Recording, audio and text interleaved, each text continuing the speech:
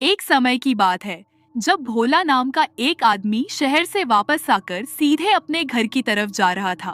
उसके घर का रास्ता एक घने जंगल के बीच से गुजरता था और उस समय रात हो चुकी थी। इस रास्ते से गुजरना खतरे से खाली नहीं था, लेकिन भोला के पास कोई और रास्ता भी नहीं था। वह धीरे धीरे चल रहा था कि अचानक उसे झाड़ियों के पीछे से अजीब सी आवाजें सुनाई देने लगी। वह रुक गया और हैरानी से बोला, अरे ये झाड़ियों के पीछे कैसी हलचल हो रही है और ये कैसी आवाज आ रही है। अचानक झाड़ियों के पीछे से एक खतरनाक भेड़िया निकल आया। भेड़िए को देखकर भोला बहुत डर गया और घबराकर बोला, अरे ये तो भेड़िया है, जल्दी भागो। वह जान बचाकर भागने लगा, मगर भेड़िए ने उस पर हमला कर दिया। भोला ने बड़ी मुश्किल से पास पड़ा एक पत्थर उठाया और पूरी ताकत से भेड़िए को मारा। भेड़िया पीछे हट गया और जंगल में गायब हो गया। भोला किसी तरह जान बचाकर घर पहुंच गया, लेकिन भेड़िए ने उसे थोड़ा सा काट लिया था। घर पहुंचकर उसकी पत्नी ने उसे घायल हालत में देखा तो घबराकर बोली, अरे ये क्या हुआ आपको? भोला ने बात छुपाते हुए कहा, कुछ नहीं हुआ, बस थोड़ा गिर गया था, चोट लग गई है। तुम खाना लगा दो। दोनों ने खाना खाया और सो गए। अगली सुबह जब भोला उठा तो उसे अपने शरीर में अजीब सी बदलाव महसूस होने लगी और अपने हाथों को हैरानी से देख रहा था। उसके हाथों पर सच में बाल उग आए थे और नाखून भी तेज होते जा रहे थे। उसका दिल जोर जोर से धड़कने लगा। ये मेरे साथ क्या हो रहा है? और ये मेरे हाथों पर बाल और नाखून क्यों आ गए हैं? उसकी पत्नी ने भी जब ये देखा तो डर गई। ये कोई आम चोट नहीं है, आपको जरूर किसी जानवर ने काटा है। भोला को अब अपने शरीर में अजीब सी ताकत महसूस होने लगी थी। उसकी आंखें लाल होने लगी और उसे मांस की गंध बहुत तेज महसूस होने लगी। वह खुद पर काबू पाने की कोशिश कर रहा था, लेकिन कुछ था जो उसे बदल रहा था। रात होते ही भोला की हालत और खराब हो गई। चांद आसमान में चमक रहा था और जैसे ही उसकी रोशनी भोला पर पड़ी, उसका शरीर कांपने लगा। अचानक वह जमीन पर गिर गया और जोर जोर से चिल्लाने लगा। अरे ये मेरे साथ क्या हो रहा है? और मेरे शरीर में कैसी हलचल हो रही है? कुछ ही पलों में उसका शरीर बदलने लगा। हाथ पंजों में दांत नुकीले और चेहरा एक डरावने भेड़िए जैसा हो गया। अब वह भोला नहीं रहा था, वह एक खतरनाक भेड़िया बन चुका था। वह दरवाजा तोड़कर जंगल की तरफ भाग गया। जंगल में जाते ही उसकी आंखों में शिकार की चमक आ गई। वह जानवरों का पीछा करने लगा और अपनी नई ताकत का इस्तेमाल करने लगा।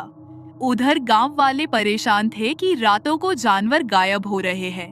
कुछ लोगों ने एक बड़े और अजीब भेड़िए को देखा भी था। एक दिन गांव के बुजुर्ग ने सबको इकट्ठा किया और कहा, ये कोई आम भेड़िया नहीं है, ये किसी इंसान पर लगी बद्दुआ या बीमारी लगती है। हमें इसे रोकना होगा, नहीं तो वो भेड़िया पूरे गांव वालों को मार डालेगा। उधर भोला दिन के समय वापस अपने घर आ जाता, लेकिन उसे कुछ याद नहीं रहता था कि वह रात को क्या करता है। वह कमजोर और परेशान रहने लगा। एक रात उसकी पत्नी ने सच जानने का फैसला किया। वह छुपकर उसके पीछे गई। जैसे ही चांद निकला, उसने अपनी आंखों से देखा कि भोला फिर से भेड़िया बन गया। उसकी आंखों में आंसू आ गए। ये मेरे पति नहीं, एक मुसीबत है जिसे खत्म करना होगा। अगले दिन वह गांव के बुजुर्ग के पास गई। बुजुर्ग ने कहा, अगर उसे बचाना है तो उस भेड़िए को ढूंढना होगा जिसने उसे काटा था, वरना भोला हमेशा के लिए भेड़िया बन जाएगा। फिर गांव के कुछ बहादुर लोग और भोला की पत्नी जंगल की तरफ निकल पड़े। रात गहरी हो रही थी और कहीं दूर से भेड़िए की डरावनी आवाज गूंज रही थी। भोला की पत्नी, गांव के बुजुर्ग और कुछ बहादुर आदमी धीरे धीरे जंगल के अंदर बढ़ रहे थे।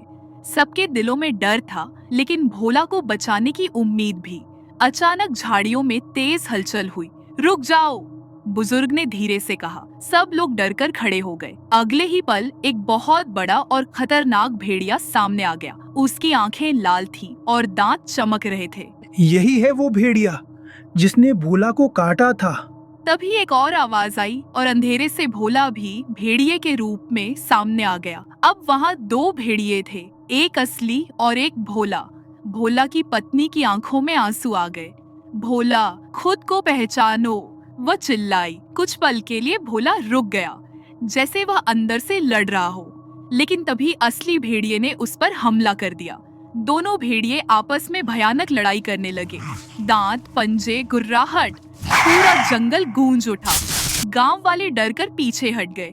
बुजुर्ग ने कहा, यही मौका है। अगर असली भेड़िया मर गया तो जादू टूट जाएगा। एक बहादुर आदमी ने हिम्मत करके भाला उठाया और पूरी ताकत से असली भेड़िए की तरफ फेंका। भाला सीधे जाकर उस भेड़िए को लगा। वह जोर से चिल्लाया और जमीन पर गिर गया। कुछ ही पलों में उसका शरीर शांत हो गया। जैसे ही वह मरा, भोला भी जमीन पर गिर पड़ा और तड़पने लगा। उसका शरीर फिर से बदलने लगा। धीरे धीरे उसके पंजे हाथों में, दांत सामान्य और चेहरा फिर इंसान जैसा हो गया। भोला, उसकी पत्नी दौड़कर उसके पास आई। भोला ने आंखें खोली और कमजोर आवाज में बोला, मैं कहाँ हूँ? उसकी पत्नी रोते हुए बोली, सब ठीक हो गया, तुम वापस आ गए हो। गांव वाले खुशी से झूम उठे। बुजुर्ग मुस्कुराकर बोले, ये प्यार और हिम्मत की जीत है। उस दिन के बाद भोला ने कभी जंगल का रास्ता अकेले नहीं चुना। वह समझ चुका था कि कुछ राज ऐसे होते हैं जिनसे दूर रहना ही बेहतर है, और गांव वाले भी उस रात को कभी नहीं भूले जब एक इंसान भेड़िया बना और फिर वापस इंसान बन गया।